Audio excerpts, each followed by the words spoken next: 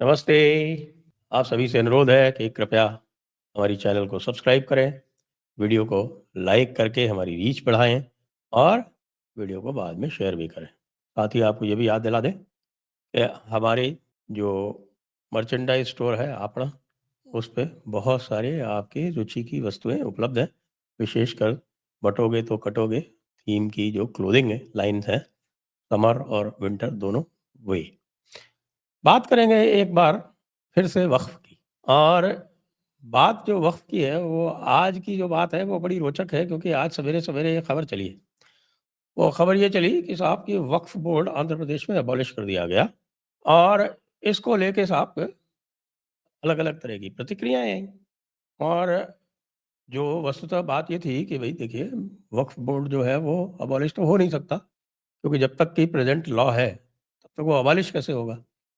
वक्फ board बनाता कौन है? वक्फ बोर्ड जो है वो सरकारें बनाती हैं। ये मैं आपको ये बताना चाहता हूँ कि ये सबसे बड़ा एक सीक्रेट है, जिसको जो भी हमारे जो हिंदू वाले या भाजपा वाले या जो भी जो हैं वो वक्फ लॉ को समाप्त करना चाहते हैं या वक्फ लॉ को अमेंड करना चाहते हैं, वो इस बात को कोई नहीं बताता कि भई वक्फ बोर्ड जो है वो एक सरकार का इंस्ट्रूमेंट है। और वक्फ बोर्ड के जो मेंबरान हैं, वो सरकारें ही अपॉइंट करती हैं। तो इसलिए रूटीन में यही होता है कि जब भी कोई नई सरकार आती है, तो वो पुराने वक्फ बोर्ड को अबॉलिश कर देती है। अब उसको आप अबॉलिश कहिए या डिसॉल्व कहिए, बात एक ही है। वक्फ बोर्ड जो है, उसको आप कह सकते हैं कि साहब वक्फ बोर्ड का हिंदी में बोलेंगे कि साहब कि वक्फ बोर्ड जो है, वो ख़त्म कर दिया गया, नया वक्फ बोर्ड बनेगा। तो इसको लेके साहब एक चिड़ियाघर का भालू है, वो वैसे तो सुना है कि वो भागा हुआ है, फरार है, लेकिन चिड़ियाघर के भालू का जो अकाउंट है, वो कौन चला रहा है साहब? वो चला रहा है सौतेला बेटा। अब सौतेला बेटा कौन है और सौतेली माँ कौन है, ये पुराना इतिहास है, जब तक आप जाएँगे नहीं मोदी जी के पुराने गुजरात में, तब तक आपको नहीं पता चलेगा। उसके लिए मैं आपको हिंट दे सकता हूँ क्योंकि ज़्यादा कहूँगा तो पता चला कि सौतेली माँ जो है, वो वॉशिंगटन पोस्ट में कुछ लिख देगी। ये वॉशिंगटन पोस्ट की ख़ासियत है। अब वॉशिंगटन पोस्ट आप जानते हैं कि भई दुनिया का वोक्स का और डीप स्टेट का एक इंस्ट्रूमेंट है। और मैं अपना नाम वॉशिंगटन पोस्ट में क्यों छपाऊँ? मैं चाहता नहीं बिल्कुल। मैं वॉशिंगटन पोस्ट से अलग रहना चाहता हूँ। आप ये कह सकते हैं कि वॉशिंगटन पोस्ट से ऊपर रहना चाहता हूँ। हाँ, ये भी है। चलिए चलेगा, चलेगा, चलेगा। तो ये जो सौतेली माँ और सौतेली बेटे का और जो आपस में जो उनका जो रिश्ता है वो क्या कहलाता है, इसके ऊपर आप सब लोग जो हैं वो नीचे टिप्पणी में दे के आप अपना विचार व्यक्त कर सकते हैं। लेकिन सही बात यही है कि साहब कि जो वक्फ बोर्ड की जो ज़्यादतियाँ हैं, जो वक्फ बोर्ड के जो अत्याचार हैं, वो कतिपय सरकारों के अधीन भी होते रहते हैं।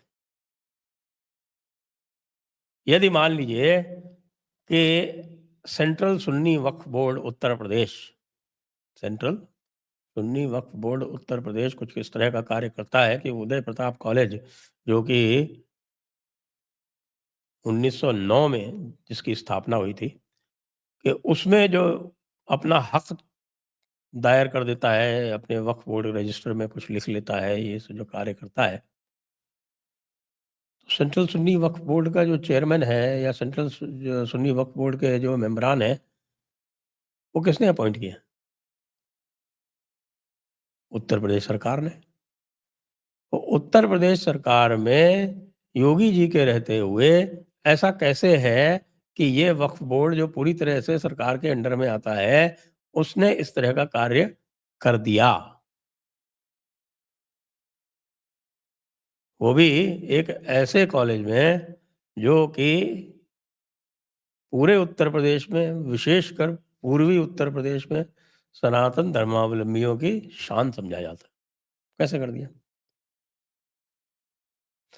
वो इसलिए कि साहब के हमारे जो ब्यूरोक्रेट्स हैं, जी हाँ, वैसे मैं भी ब्यूरोक्रेट रह चुका हूँ। तो जो ब्यूरोक्रेट्स हैं, वो बड़े बोर किस्म के लोग होते हैं। आप कभी किसी ब्यूरोक्रेट से मिलेंगे तो आपको जो है वो आनंद अधिक नहीं आएगा। ये एक्सेप्शंस भी होते हैं, कुछ एक्सेप्शंस भी होते हैं, कुछ एक्सेप्शंस भी होते हैं, but exceptions only prove the rule. Rule क्या है? That there are exceptions to every rule.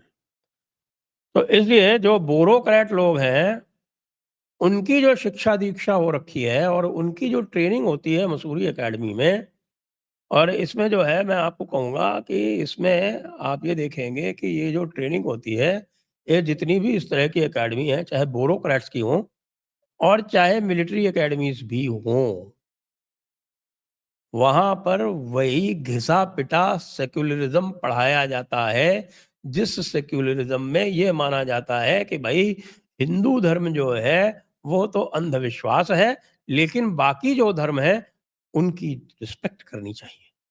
क्यों रिस्पेक्ट करनी चाहिए? क्यों?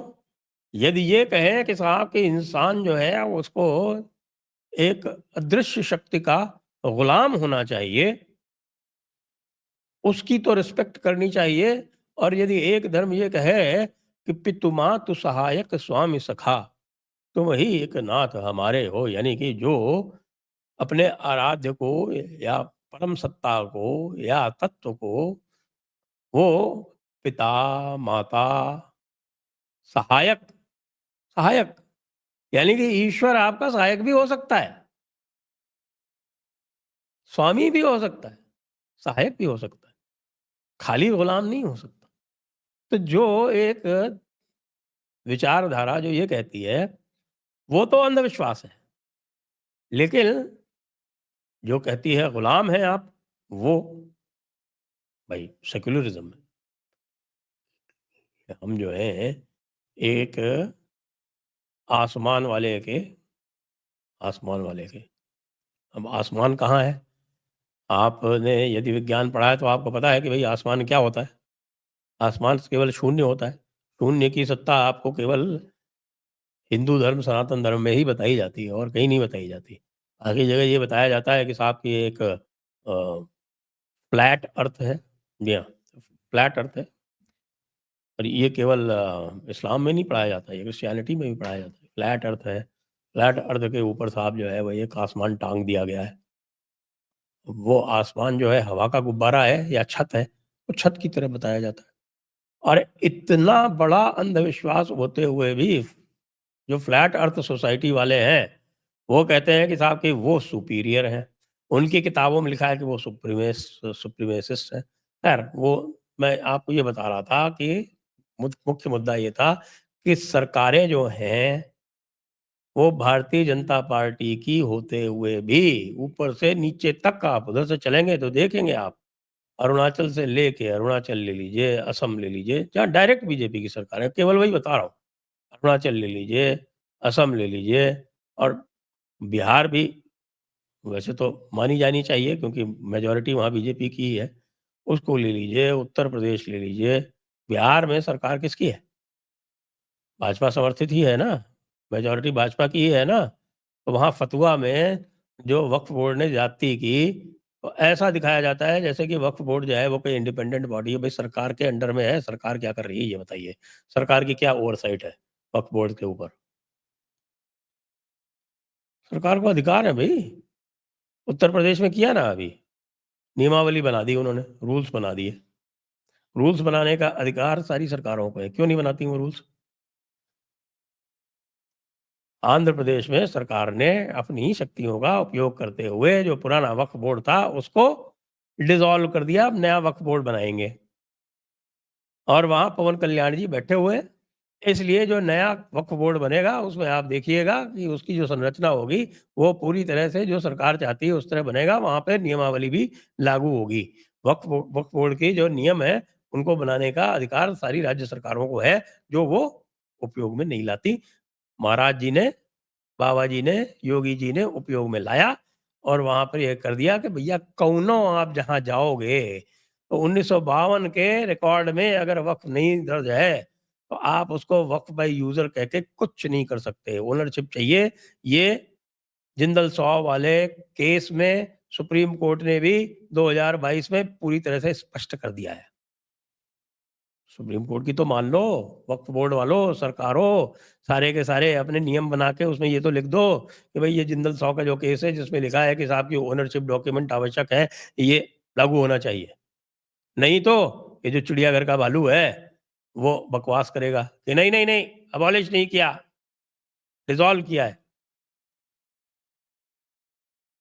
अरे डिसॉल्व किया है तो इसीलिए तो किया है ना कि तुम्हारे जो चंटू वहाँ बैठे हुए थे, उनको हटा के ऐसे लोग लाएँ जो कम से कम थोड़े संवेदनशील हों और जो मनमानी ना करें और जो वो पूरी दुनिया को फ्लैट अर्थ ना समझें और उस फ्लैट अर्थ का सारा जो काम-काज है, वो केवल मोमिन ही कर सकते हैं। इस तरह की थियोलॉजी में विश्वास ना रखें। ऐसे लोग लाने हैं, इसलिए किया गया ये काम। समझे चिड़ियाघर के भालू? अब चिड़ियाघर का भालू जो है उसको ढूँढते घूम रहे हैं, मिल रहा नहीं है, पता नहीं कहाँ भागा हुआ है। योगी जी ने उसके साथ में सेक्शन 152 लगा दिया है बीएनएस का, भारतीय न्याय संहिता। सेक्शन 152 जो है, वो पहले जो हुआ करता था सेडिशन, उससे अधिक खतरनाक है क्योंकि वो है ट्रीज़न, राष्ट्रद्रोह। पहले होता था सेडिशन, सेडिशन का मतलब होता है देशद्रोह, राजद्रोह। राजद्रोह का मतलब सरकार के साथ द्रोह। और ये जो ट्रीज़न है, ये होता है देशद्रोह या राष्ट्रद्रोह। अब इसके ऊपर राष्ट्रद्रोह का लग गया है परवाना।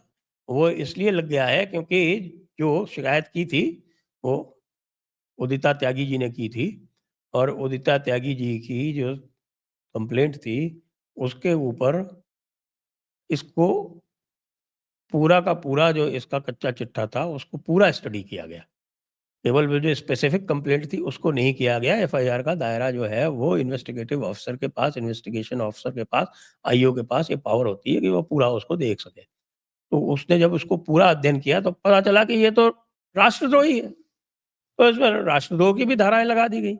तो वो राष्ट्रद्रोही तो भागा-भागा फिर रहा है और वो टकला जो है, सौतेला बेटा, वो चला-चला के अबॉलिश नहीं किया गया, डिसॉल्व किया गया है, ये नैरेटिव चलाता घूम रहा है। अरे टकले, अभी इस महीने नवंबर में तू 7 लाख शॉर्ट है। 12 लाख माँगता है ना, इस बार 5 लाख ही आए। लेकिन अब 5 लाख भी नहीं आएँगे, क्योंकि भई जो 5 लाख देते हो ये समझ लो कि ये राष्ट्रद्रोही है। तो राष्ट्रद्रोह को बढ़ावा देने में कहीं तुम लोगों का नाम ना आ जाए। समझ-बूझ के काम करो। और आंध्र प्रदेश ने ज़बरदस्त काम किया है। पुराना वक्फ बोर्ड बदमाशी कर रहा था, उसको ख़त्म किया है। नया बनाएँगे तो अपने हिसाब से बनाएँगे ना।